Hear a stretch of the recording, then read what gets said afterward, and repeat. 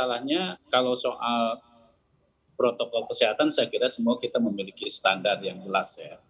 Yang menjadi masalah itu kan apakah ada jaminan bahwa selama proses interaksi penyelenggaraan ibadah haji di Arab Saudi itu tidak akan tertular dengan jemaah haji yang lain. Kenapa? Karena ibadah haji itu kan pasti ibadah fisik. Ada proses interaksi dengan ratusan ribu orang, dengan jutaan bahkan kalau normal, kalaupun misalnya dibatasi menjadi 60.000 orang, pasti akan ada proses interaksi.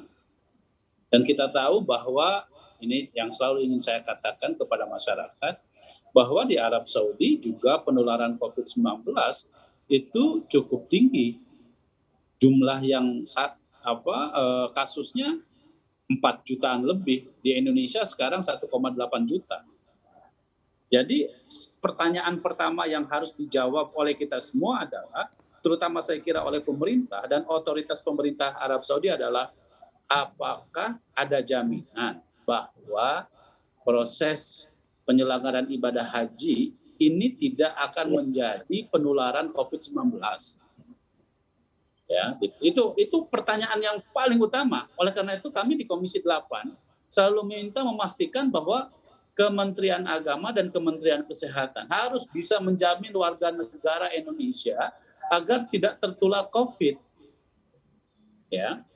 Nah, kalau misalnya kita tidak bisa menjawab itu, maka harus diberikan antisipasi. Ya, antisipasi itu misalnya dengan kalau memang kecenderungannya kita akan tertular COVID-19, ya lebih baik kita hindari. Karena prinsip di dalam beragama itu, nilai-nilai ajaran agama Islam itu mengajarkan kepada kita untuk hifdun nafas, menjaga diri. Ya. Dan di dalam kaidah usul fikih disebutkan, ya, darul mafasid muqaddamun ala jalbil masalih. Mengedepankan, ya, menghindari kerusakan itu lebih diutamakan daripada kita ingin mendapatkan kemaslahatan. Jadi sekalipun haji itu wajib, tapi kan ada konsep lain di dalam haji itu harus istita'ah. Orang mampu. Mampu itu bukan hanya secara ekonomi, tetapi juga mampu untuk menjaga diri agar tidak tertular penyakit.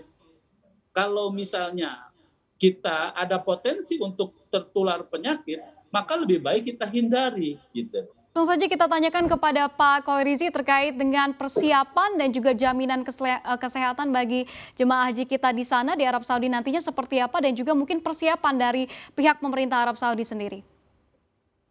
Baik, terima kasih Mbak. Sekali lagi saya sampaikan, kalaulah regulasi itu sudah ada, informasi itu sudah ada, mungkin kita bisa melakukan persiapan.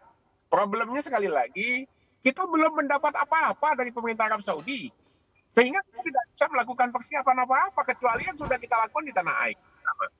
Yang kedua, apa yang disampaikan oleh Pak Bang Aceh tadi itu sangat-sangat masuk akal, sangat harus bisa diterima dengan akal sehat. Di dalam kita menyelenggarakan haji itu ada 3 istitoah paling tidak yang harus kita penuhi, Mbak. Kalau dalam suasana tidak dalam suasana pandemik, kita mengutamakan istitoah ibadahnya. Itu menjadi mutlak. Kedua, istitoah perjalanannya. Yang ketiga adalah istitoah keselamatannya, kesehatannya.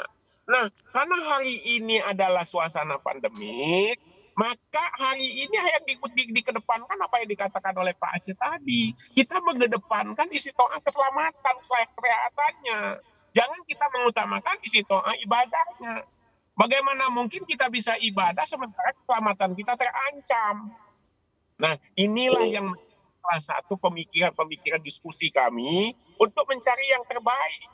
Untuk siapa? Bukan untuk pemerintah kok. Bukan untuk Kementerian Agama, bukan untuk Khoirizi, bukan untuk Pak Baluki, bukan untuk DPR, untuk jemaah. Karena jemaah inilah yang harus kita lindungi.